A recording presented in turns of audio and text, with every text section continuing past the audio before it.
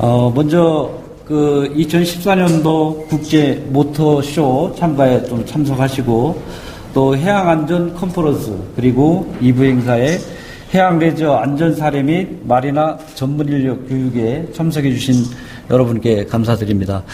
제 강의 시간은 한 30분 정도의 짧은 시간이지만 오늘 컨퍼런스 행사에 참석하신 부분에서 좀 편안하고 또 제 강의를 통해서 한두 가지라도 좀 이렇게 인식의 부분에 공감을 하고 그렇게 된다면 저희들이 생활하는 해양 레저 생활에 있어서 효과적이고 효율적인 그러한 삶이 될 수 있을 것 같습니다. 저는 오늘 강의를 국제 해양 사고 사례와 해양 사고 방지를 위한 효율적 안전관리 방안에 대해서 강의할 동일기술공사의 서경환 감리단장입니다. 안녕하십니까?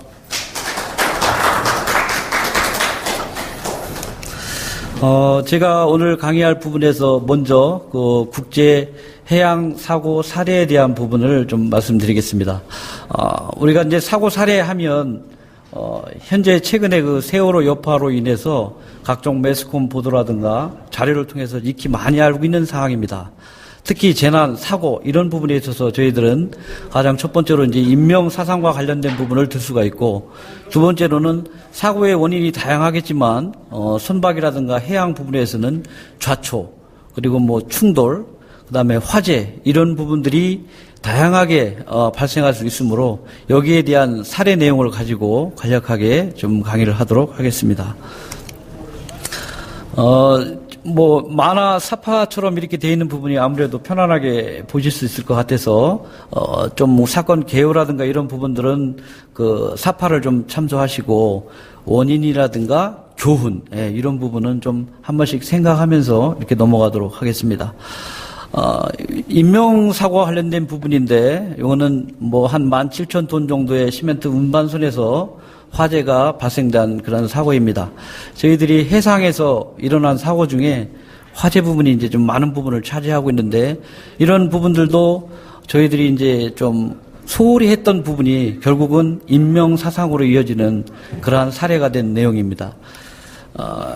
이 부분은 이제 선실에 있던 기관원이 이제 가장 첫 번째로 열기와 연기 때문에 이제 방향 감각을 잃고 선실에 이제 갇혀서 의식불명 상태로 발견됐지만 결국은 사망한 그런 사고인데요.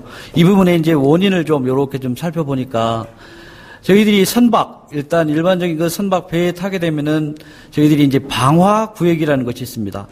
저희들이 이제 타이타닉호 이런 사례도 묻지만 방화 구역이나 수해 구역들이 있는데 이런 방화 구역들이 목재로 이제 되어 있다 보니까 더욱더 이제 화재가 확산된 부분이었고요. 그 다음에 소화장구 보관 창고가 갑판산상 거주구역 입구에 이제 근처에 위치는 했지만은 비상 탈출구 이런 부분이 비치도 없었고, 그 다음에 유도를 위한 형광띠라든가 이러한 표시가 되어 있지 않아서 안 그래도 열과 연기 이런 부분에서 정신이 혼미한데 적절하게 대피를 하지 못해서 의식불명으로 사망한 그런 사고가 되겠습니다. 다음은 16,500톤 정도의 이제 화물선에서 일어난 사고인데요. 저희들이 이제 많은 사고 사례 중에서 우리가 이제 퇴선이라는 말을 좀 많이 들었을 겁니다. 배에 어떤 이상이 생겼을 경우에 과연 퇴선을 하는 것이 인명 구조에 좋으냐, 아니면 배에 잔류하는 것이 안전하느냐, 이러한 선택의 기로에 들어서게 되는데요. 요 배 같은 경우는 이제 선원이 좀 많았었는데 일부 선원, 그러니까 화재가 발생이 되다 보니까 선원 한 16명 정도는 이 구명 뗏목을 이용해서 이제 탈출을 시도한 거죠. 그리고 나머지 선원들은 이제 8명 정도는 그 배에 남아있던 그런 상태가 되겠습니다. 과연 퇴선을 해야 되느냐, 본선에 남아있는 것이 안전하냐, 이거는 저희가 이론적으로 여러 선례가 있겠지만 그 현장 상황에 맞는 오더의 처리가 가장 명확하다 할 수 있겠습니다. 이 배 같은 경우는 결국은 본선에 남아있던 8명 같은 경우는 나중에 인근 지나가던 배에 의해서 구조가 되었지만 이렇게 탈선을 했던 사람들은 발견되지 않은 그러한 상태로 간 내용입니다. 또 이렇게 많은 부분들이 저희 매스컴에 나와 있듯이 선장이 이제 퇴선을 하게 되면 퇴선할 때에는 비상연락망 조치에 의한 연락도 해야 되고, 그 다음에 조난 신호도 이렇게 해야 되고, 이러한 절차를 하나도 진행하지 않고 퇴선을 해서 이러한 배에 이제 표류를 하다가 결국은 임용사고가 발생한 그러한 사고가 되었습니다. 우리가 좀 원인과 교훈에서 좀 얻을 수 있는 부분은 선장하고 기관장 이렇게 임무를 수행하고 맡은 사람은 화자를 차단하거나 뭐 진화 작업 이런 부분을 좀 해야 되는데 그런 걸 시도하지 않았고 또 선수를 좀 안전한 방향으로 돌려놓고 이런 조치를 해야 되는데 그러한 조치를 하지 않았고 또 그 비상연락망에서 연락을 받은 선사는 선박안전관리 시스템 부정확성 이런 걸 촉발하기 위한 경제적 내부 심사 이런 것들을 좀 더 실시해야 되는데 그런 것들이 좀 형식적으로 처리를 하다 보니까 이러한 인명사고가 발생된 그러한 상황이 되겠습니다. 교훈에서 가장 밑줄에 이렇게 마크가 되어 있는 가장 안전한 구명보트는 본선임 이렇게 마크가 되어 있는데 이거 생각해야 할 시사 부분이 많은 부분입니다. 과연 본선에서 있는 것이 안전할 건지 아니면 퇴선을 감행하는 것이 구조에 안전할 것인지는 저희가 이론상으로 갑론을박 아무리 얘기를 하더라도 그거는 현장 상황에 맞는 결심이 필요한 그러한 부분이라 할 수 있겠습니다. 이번 부분은 저희들이 이제 요 그림에서 이제 쉽게 표현을 해줬겠지만 저희들이 이렇게 선박을 도선하거나 그죠? 이렇게 하선하거나 할 경우에는 도선용 사다리라는 것이 이렇게 있습니다. 원래는 저희들이 이제 선박에 정착을 하고 승객이 탑승을 하고 하선을 할 때에는 그러한 보조 기구들이 다 설치가 되겠지만은 해상이라든가 그렇지 않은 상황에서는 이 도선용 사다리를 좀 사용하게 되죠. 그래서 여기는 일반인 승객이 아닌 그 배에 승선한 선원과 그다음에 선장 이런 부분들인데 그분들이 이제 선장을 따라서 갑판원 도움을 해가지고 보트 위에 이제 이렇게 승선을 했는데 그 뒤따라오던 내린 사람이 이제 추락을 한 거죠. 도선용 사다리에서 발을 헛디거나 손을 잡은 것이 이제 부정확해서 어쨌든 이렇게 좀 탈락하고서 떨어질 수는 있죠. 떨어졌는데 하필 그때 이제 수영을 하려고 이제 몇 번 시도도 하고 이랬지만 머리가 물 밖으로 내밀지도 못했고 그때 이제 조류에 밀려서 순식간에 선미 부분으로 떠내려가서 이제 이렇게 실종되고 조치가 구해지지 않은 이러한 상황인데요. 저희들 해상에서 선박이나 이런 부분에서 불가피하게 도선용 사다리 이용해서 탈출을 하거나 하선을 할 수 있습니다. 그때에도 개인적인 부주의와 내용도 있겠지만 그러한 안전수칙 가장 기본적으로는 뭘 해야 되겠습니까? 우선 그 구명보트라든가 구명정이라든가 이런 부분에 대한 안전의식이 가장 필요하겠고요. 저희가 도선용 사다리 사용 시에도 구명조끼에 대한 착용은 가장 기본적이다. 결국은 우리가 육상을 벗어나서 해상으로 가게 되면 가장 기본적으로 개인장구, 개인보호장구 이렇게 하면 구명조끼나 구명보트 이런 부분들이 될 수 있을 텐데 결국은 구명조끼 착용을 하지 않았기 때문에 조류에 밀려서 그렇게 사고가 난 부분이 될 수 있겠죠. 또한 저희들이 최초에 말씀드렸다시피 해상에 이제 추락한 경우는 침착하게 대처하는 방법이나 교육 훈련이 필요하다. 이것도 사실 이론적으로 저희가 늘 하는 얘기지만 개인적으로 바다에 여름에 해수욕 하다가 이렇게 조금 몸이 숨이 차고 해가지고 발을 이렇게 수영을 덜 했는데 푹 잠수되듯이 들어간다. 공포감이 밀려오죠. 또 심오하게 과도하게 하다 보면 경련도 일어나는 거고 여러 가지 상황이 있을 수 있습니다. 과연 이 부분에 침착하게 대처하는 방법이나 교육 훈련이 필요하다.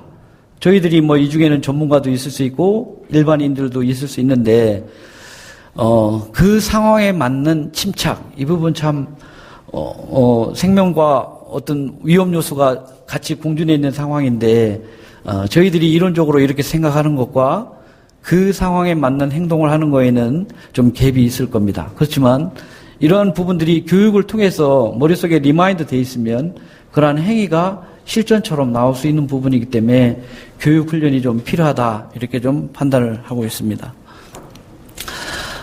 다음은 이 사파에서 보실 수 있듯이 우리가 이제 추락 부분에서 많은 부분이죠. 난간이라든가 계단 이런 부분을 내려올 때 시야가 확보되고 조명이 확보되어 있는 상태에서는 문제가 없겠지만 좀 어두컴컴하거나 특히 선실, 지하, 하부 이런 부분은 상당히 취약하죠.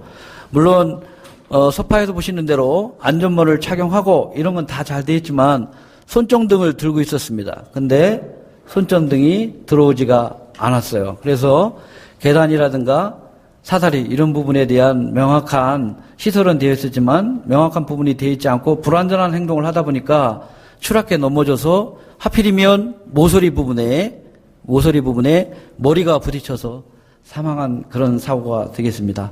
우리가 안전 도구로서 이러한 안전 레일이라든가 그다음에 손전등이라든가 이런 부분들이 잘 갖춰져 있고 그다음에 그것을 잘 활용한다 하더라도 결정적인 실수에서는 이렇게 사망 사고로 이어질 수도 있다는 거죠.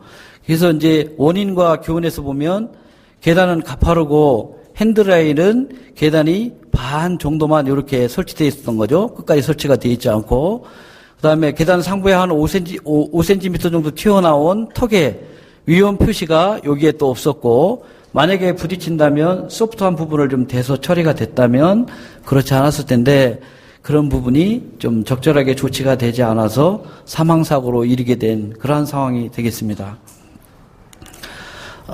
다음은 이제 계류삭을 연결하던 중에 이제 선원이 선미로 추락한 이러한 사고가 되겠습니다. 저희들이 이제 영화라든가 이런 부분을 통해서 있게 되겠지만 일단 해상으로 가서 배에서 추락이든 전도든 어쨌든 배를 이탈하게 되면 물에 빠지게 되죠. 그때 가장 기본적으로 생각하는 것은 바로 저희들이 생각하는 것은 구명조끼 부분이 가장 근본적이라 하겠습니다. 예를 들어서 저희들이 선박에 요트든 보트든 아니면 여객선이든 아니면 선어이든 어선이든 어떤 선박을 종류를 불문하고 탑승을 하게 되면 구명조끼 이런 부분들이 다 지금 빛이 되어 있죠. 그런데 빛이 되어 있는 걸로만 인식하고 그냥 말죠.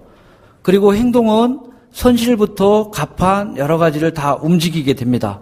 배도 움직이고 있습니다. 추락할 수 있습니다.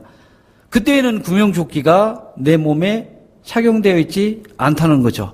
그래서 생각하기에 따라서 구명조끼가 있는 것으로 안도하는 것이 아니라 이렇게 배에서 갑판으로 또 위험한 부분 움직이거나 행동을 할 때에는 구명조끼를 착용하고 움직이는 것이 가장 좋겠죠, 방법이.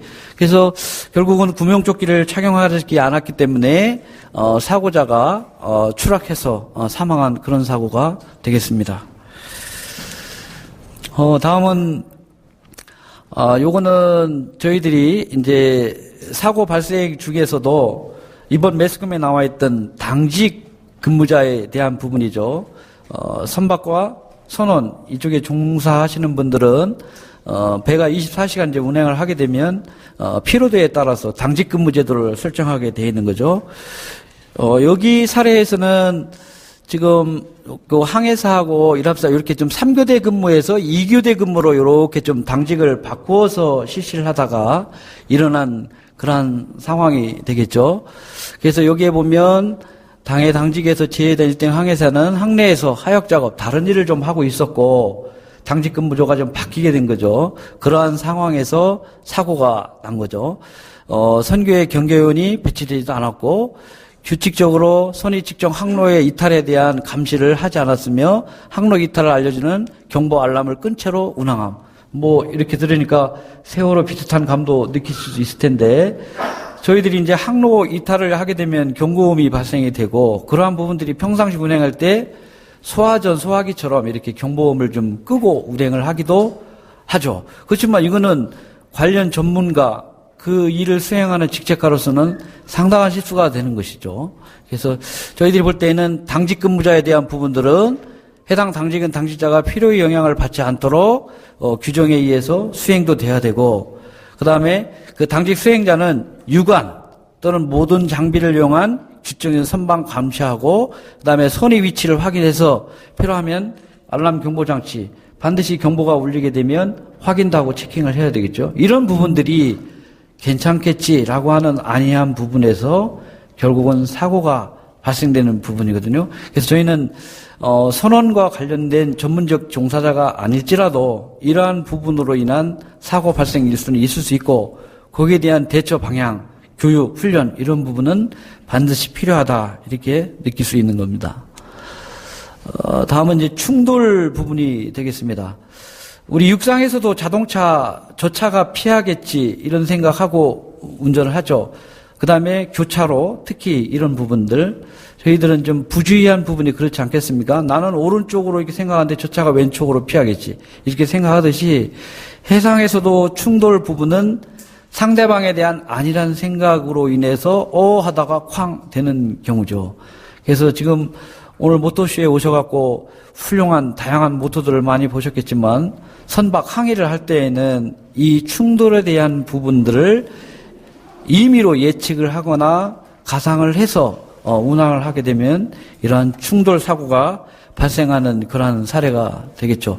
이거는 뭐 여객선하고 어선하고 그렇게 된 부분인데 여기 원인에서 보면 예를 들어서 통항 분리 방식을 표시하고 있는 해도 선내 보유하지 않고 통항 따라 운행을 하지 않은 거죠. 그다음에 여객선으로부터 안전하게 떨어져서 항해하지도 않고 그다음에 경적 등을 통해서 뭐 적절한 경고 신호라든가 이런 부분을 하지도 않았고 또 충돌을 피하기 위해서 뭐 협력 동작도 충분히 취하지 않았다는 것이죠.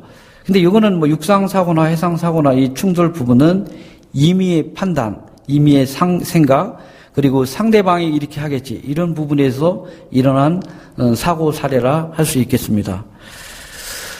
이번에는 요트와 이렇게 충돌한 부분의 사례가 되겠습니다. 운항할 때 큰 배에 비해서 저희 요트, 보트 이런 부분들은 작은 물체에 불과하죠. 그래서 큰 배에서 이렇게 바라봤을 때 육안으로 관찰하고 이런 부분이 좀 미약할 수 있습니다. 또한 요트나 보트는 작은 물체이다 보니까 큰 배를 육안으로 식별할 수는 있지만 속력의 차이가 또 있다 보니까 근접되기도 하고 그다음에 속도의 차이죠. 이렇게 하다 보면 충돌이 일어날 수 있는 부분인데요. 이 부분 요트에 대해서는 좀 한번 상황을 좀 보도록 하겠습니다. 여기는 이제 지금 카페리오하고 요트하고 이렇게 좀 부딪힌 부분이 됐을 겁니다. 그런데 이제 피항선인 카페리가 유지선인 요트의 진로를 피해갈 것으로 생각한 거죠. 일단 오산을 한 거죠. 또한 충돌 몇 분 전까지 양 선박이 충돌 진로를 항해하고 있다고는 생각하지 않았죠. 설마 부딪히랴 뭐 속도 차이가 있고 하니까요. 요트의 자연 선수 부분과 카페리 선수 부위가 상당한 충격으로 충돌했고 요트는 심하게 우연을 기울어져서 많은 양의 해수가 유입되었지만 결국 뭐 다행히 이제 선원들이 부상과 해영은 발생하지 않은 그런 사례였지만 요트와 선박은 이러한 충돌 사례가 뭐 연안 지역 얕은 바다 지역에서는 빈도가 좀 작겠지만은 좀 넓은 바다로 나가게 되면 이러한 사고 사례가 발생할 수 있는 거죠. 그래서 이제 원인 쪽에서 이렇게 좀 보면 요트는 다른 선박에게 자선의 목격 여부를 문의하면서 자신의 위치를 알려주려야 할 필요가 있다는 거죠. 이 부분이 사실 아주 작은 부위 같지만 내 배가 여기 있다. 의사표시를 하는 거죠. 내 차가 가고 있다. 경고등, 전멸등 여러 가지 활용을 해서라도 내 자신의 위치 표시를 해야만 상대방에는 경고가 되는 것이고 그 경고를 통해서 서로가 협조해서 방향을 충돌하지 않도록 협조 체계를 갖출 수 있는 거죠. 단순한 사항이지만 이러한 부분이 교육을 통해서 현재 상황에서 이루어질 수 있는 그러한 사례라고 볼 수 있겠습니다. 다음 부분은 뭐 이거는 선박 계류에다가 부분인데 화물 터미널 시설과의 그 충돌 부분이죠. 저희들도 이제 요트나 관련 보트 이런 것들은 선박 계류장에 보통 이제 정박해서 이렇게 봉화를 하게 되는데 정박장에 계류장에 이렇게 들어왔을 때에 그 노선에 물론 속도가 적고 주의해서 이제 운항을 하겠지만은 충돌하는 사례가 또 좀 많이 있죠. 예. 그런 부분의 사례로 좀 이렇게 주안점을 둔 부분입니다. 그래서 이거 같은 경우는 이제 뭐 전진 상태고 속력이 줄지도 않은 상태였고, 그 다음에 기관이 또 오작동이 즉시 해결되지 않아서 너무 늦게 이제 정지가 되는 바람에 가서 충돌한 그런 부분이죠. 저희들이 이제 여기서 받을 수 있는 이제 교훈 부분이라고 하면은, 우리가 취약한 필수품을 완전하게 조절하고 기능을 테스트도 해야 되고, 그 다음에 안정화 시스템도 검토해야 되고, 중요한 뭐 결함들, 특히 결함이라 하는 부분들은 내 배의 결함일 수도 있고, 선박의 정박 시설이라든가 이런 시설에도 결함이 있을 수 있습니다. 그래서 그런 부분들은 또 절차를 밟아서 얘기도 해줘야 되는 거죠. 예. 다음 부분은 배가 이제 침수되는 그러한 상황이죠. 예. 이 부분은 이제 구명벨이라든가 이런 것들이 이제 나오게 되는데 결국은 배가 전복이 됐습니다. 전복이 돼서 그 다음에 이제 여기에 보시면 모두 이제 바다로 이제 뛰어내리고 뭐 구명벨에 탑승도 하고 또 바다에 빠져서 뭐 일부는 뭐 침몰도 하고 이렇게 여러 가지 상황이 돼 있었지만 여기서 중요한 거는 이 부분입니다. 1등 항해사는 섬내 이제 다른 지점에 도착해서 그 때까지 3개월 동안을 혼자 이제 지내기도 하고 했지만 뭘 안 했다는 거죠? 비상연락망에 의하면 비상조치를 취하지 않은 사태죠. 예. 요거와 같은 사례는 뭐 다양하게 많이 있기도 합니다. 그렇지만 배가 이렇게 전복이 되거나 어떤 사태가 일어났을 때, 예. 선장이 취해야 할 부분, 뭐 매스컴에 많이 나온 부분이라서 제가 오버해서 말씀드리지는 않겠습니다만, 이 부분도 배의 침몰 원인은 과적이었습니다. 예, 과적. 결국은 실익을 위한 부분에서 인명과 재물, 어차피 손괴는 마찬가지인 건데 과적으로 인한 실물 부분에서 과적하다 보니까 결국은 배가 침몰한 그러한 사례였고 그렇게 하다 보니까 그런 회사와 그런 선원과 여러 가지 조직적 부분이 세계적으로 잘 되지가 못했던 거죠. 그래서 배는 결국 침몰하고 그 다음에 선원도 뭐 탈출해서 뭐 혼자 외딴 섬에 가서 몇 개월 동안 살고 뭐 이런 사례로 되어 있는데 시사하는 바가 많이 크죠. 과연 실익, 물건이 우선이냐, 인명, 사람이 우선이냐. 그 다음에 그러한 사고가 발생했을 때 조치를 어떻게 했느냐. 비상연락망에 의한 적절한 보고와 절차를 밟았느냐. 그 다음에 배에 대한 상태, 점검, 체크 이런 것들이 정부 기관, 그 다음에 관련자 이런 부분에서 제대로 이루어졌느냐. 종합적으로 다 이루어질 수 있는 그러한 사례라 할 수 있겠습니다. 제가 이제 사고 사례 중에서는 뭐 시간 관계상 마지막 커트로 이렇게 보여드리는 그러한 화면이 되겠습니다. 저희들도 뭐 이제 배에 승선하게 되면 여러 가지 시설물들이 있죠. 전기, 설비, 배수, 뭐 이런 부분들이 가장 대표적이라 할 수 있죠. 그 중에서 이제 배 같은 경우는 뭐 안전시설이 뭐 구비되어 있고 뭐 여러 가지 부분에서 뭐 표시도 되어 있고 이렇게 하지만 뭐 형광등 하나 이렇게 단순하게 생각할 수 있는 부분에서 사고가 발생된 거죠. 이 부분은 우리 이제 보트나 요트 뭐 이런 부분에서도 이제 좀 관련된 부분이 많이 있는 부분이라서 이렇게 조금 뭐 예를 들어 드리면 처음에 발견은 연기나 냄새 이런 부분으로 사실 발견하잖아요. 연기가 타는 냄새가 난다.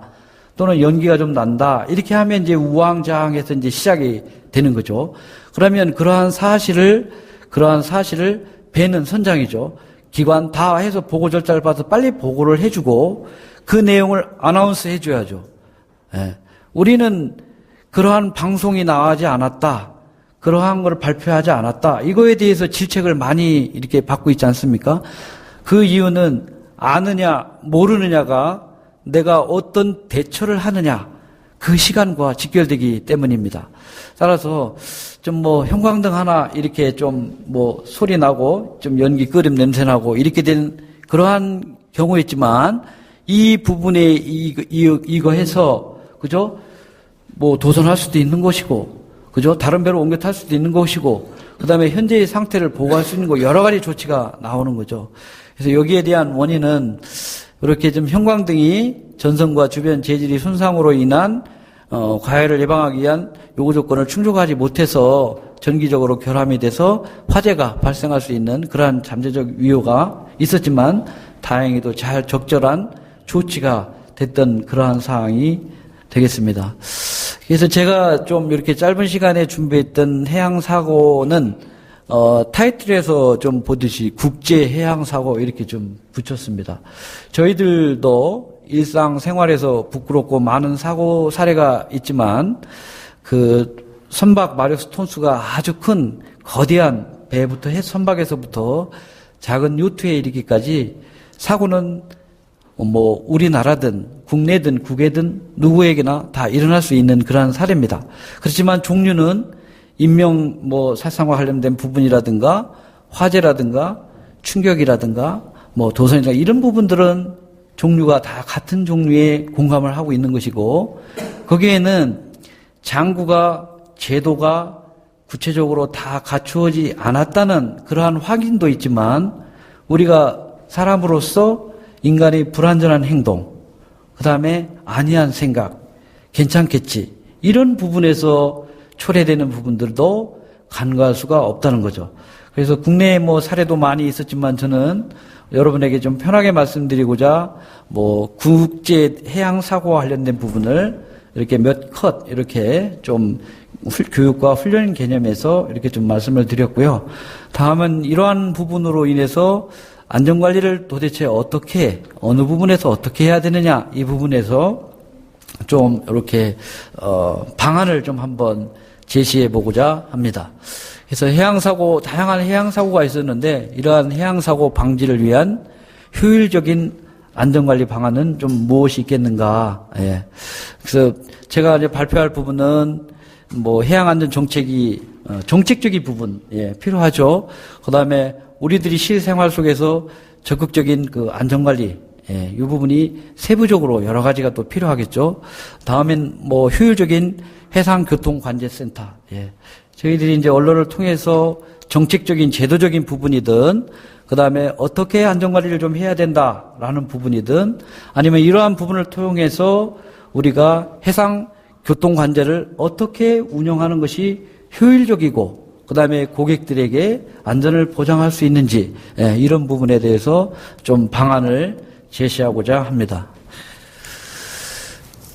제일 첫 번째는 해양안전 정책의 일관성입니다. 예. 저희들이 이제 일반적으로 생각할 때에는 정책은 일관성이 있어야 된다.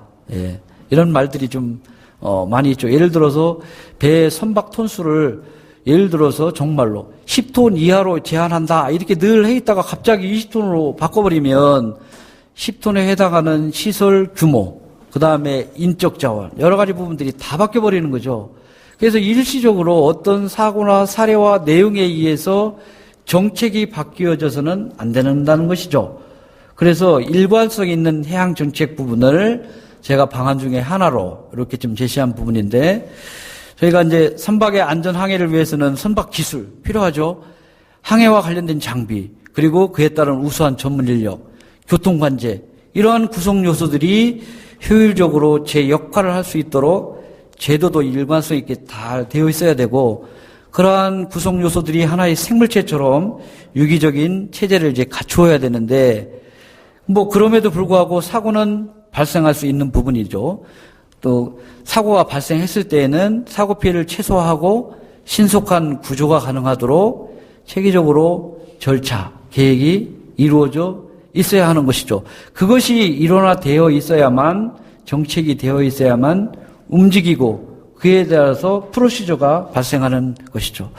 그래서 구조장비 운영 능력 향상 또 사각지역에 대한 민관 협력 체계를 강화해서 해양사고의 구조 능력을 향상시키는 해양안전정책의 일관성이 요구된다. 이 부분인데 연구 많이 하고 있죠. 지금 제도적, 정책적 관련 부처, 그다음에 전문가 수많은 매스컴과 내용에서 보도가 되고 있고 많이 나오고 있습니다. 그렇지만 이 정책이라는 거는 뭐 이 경우에는 이렇게 저 경우는 저 이렇게 뭐 왔다 갔다 마음대로 바꾸어서는 안 된다.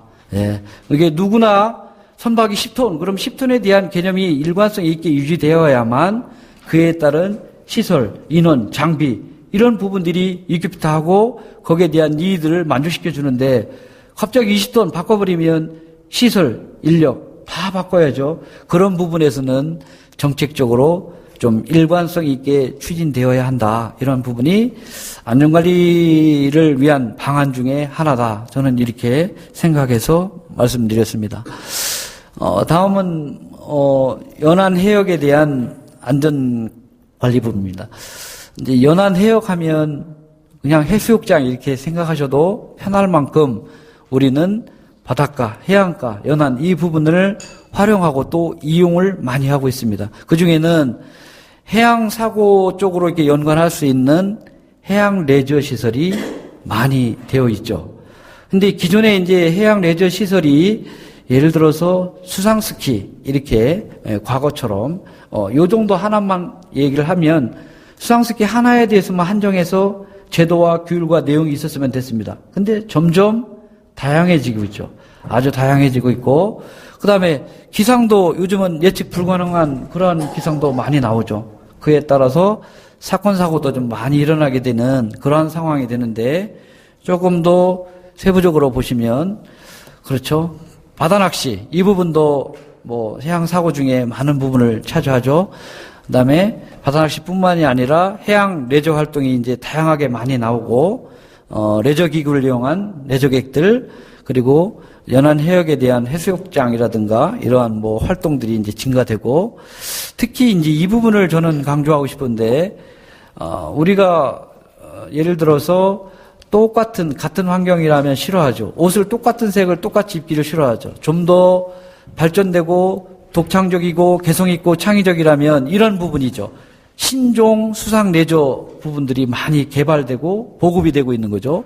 예를 들어서 파워서프라든가 오션 스쿠터라든가 웨이크 카이트보드라든가 이런 신종들이 이제 많이 개발되고 있는데 이러한 부분들이 개발이 돼서 우리에게 활용되고 이용됐을 때 그것을 이용하는 시설물, 이용하는 고객 이런 부분들에 대한 안전관리 부분이 사실 체계적으로 잘 되어 있지 않은 부분이죠. 그런데 수상스키를 예를 들면 수상스키를 탈 때에는 구명조끼를 착용한다. 아주 상식적이고 당연한 말일 수 있죠. 그렇지만 우리가 수상스키 타러 가보지만 구명조끼 100% 다 착용하고 합니까? 그렇지는 않죠. 그렇듯이 이러한 다양한 수상 레저기구 개발에 따른 그 각각의 매뉴얼, 각각의 프로시저는 좀 만들어져야 되고 그것에 의한 운용이 되어야만 아무래도 효율적인 안전관리가 되지 않겠나 이 부분을 강조한 겁니다. 다음은 그 해상교통관제센터 운영인데요. 저희들이 이제 출항을 하거나 선박이 이제 육지를 떠나서 이렇게 가게 되면 매스컴에서 많이 나와 있던 이 부분이 해상교통관제센터 VTSE 운영이 좀 되고 있죠. 근데 이 VTSE 운영은 일반적 부분에만 이렇게 운영이 되고 있는데 저희 나라도 지금 그렇게 하고 있지만 외국 같은 경우는 VTS의 활동 영역이 아주 확대되고 다양하죠. 그래서 제가 이제 본 부분이 통항량이 많은 해역, 이런 부분은 인근 해역에서 VTS 활용을 하는 인근 해역에서 더 멀어질다 하더라도 통항량이 많은 그러한 해역에 대해서는 관제 영역, VTS 영역을 좀 확대해서 좀 해주고 또 그러한 사고 위험에 대해서는 적극적인 방식을 대응할 수 있도록 해주는 부분 필요하다 이거죠. 저희들이 문제가 일어나고 나면 원인에 대해서는 여러 가지 견해와 내용을 다 말할 수는 있지만 궁극에 가서는 이러한 VTS 정보를 활용한 어떤 정보의 제공이나 적극적인 활동이나 이런 부분이 좀 더 나에게 인포메이션 돼 있더라면 내가 그 부분에서 선박, 항해 여러 가지 부분에서 사고와 관련된 부분을 더 잘 대처하거나 사고를 발생하지 않을 수 있었을 텐데 이런 부분으로 올 수 있는 거죠.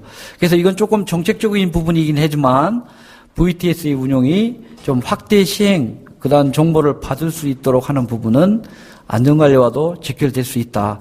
사고가 나고보단 사고를 예방할 수 있는 차원에서도 훌륭한 대응을 할 수 있다. 이렇게 좀 생각을 한 거죠.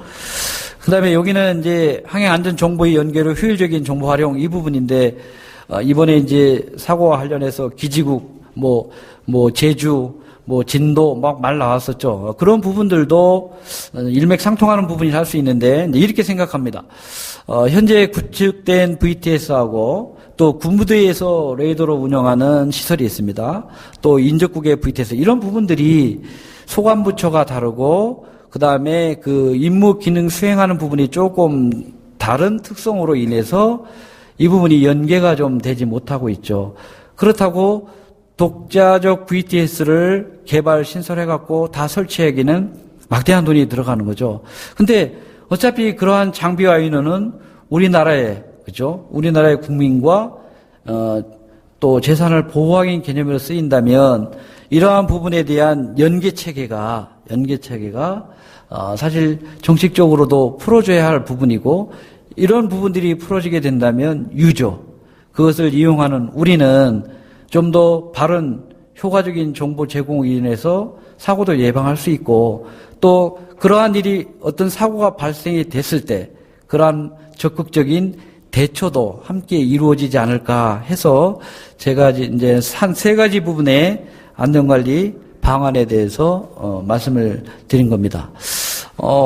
좀 짧은 시간이었지만 어차피 국제 해양 사고와 관련된 부분 다양한 사고 사례들도 한번 예를 들어봤고 그러한 사례가 좀 있었지만은 그런 사례를 예방하기 위한 예방 대책 그리고 사고 대응 방안 이런 부분을 효과적으로 발휘하기 위해서는 어떻게 좀 안전관리를 좀 하는 것이 좋겠는가 그에 대한 이제 방안을 한 3가지 정도 말씀드렸는데 저는 어쨌든 정책적인 부분이 일관성 있게 해양안전 정책이 추진되어줘야 되겠다.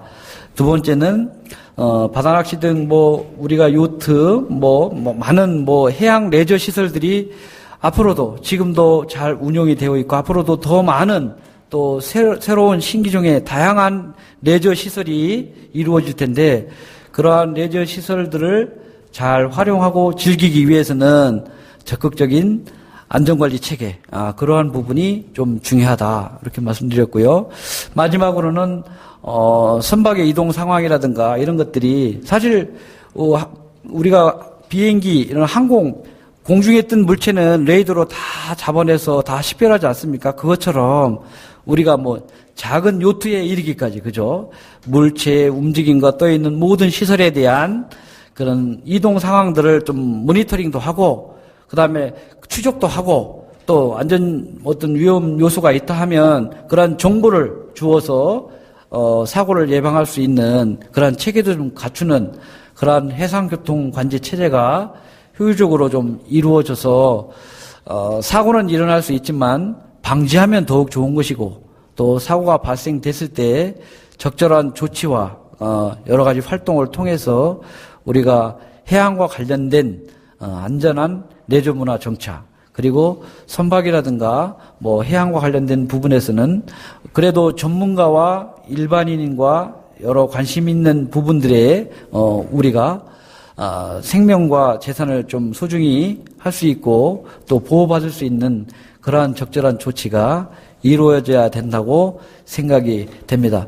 또한 이런 부분들은 앞으로도 지속적으로 좀 연구하는 부분도 있고, 그러한 부분들이 좀 제도화되고 정착화돼서, 우리가 해양 문화, 레저, 이런 부분에 있어서도 안전하고 유익하게 활용할 수 있는 그러한, 세상이 되었으면 좋겠습니다. 한 30분 정도의 시간이었지만, 좀 잘 경청해 주셔서 감사합니다. 이상 마치겠습니다. 고맙습니다.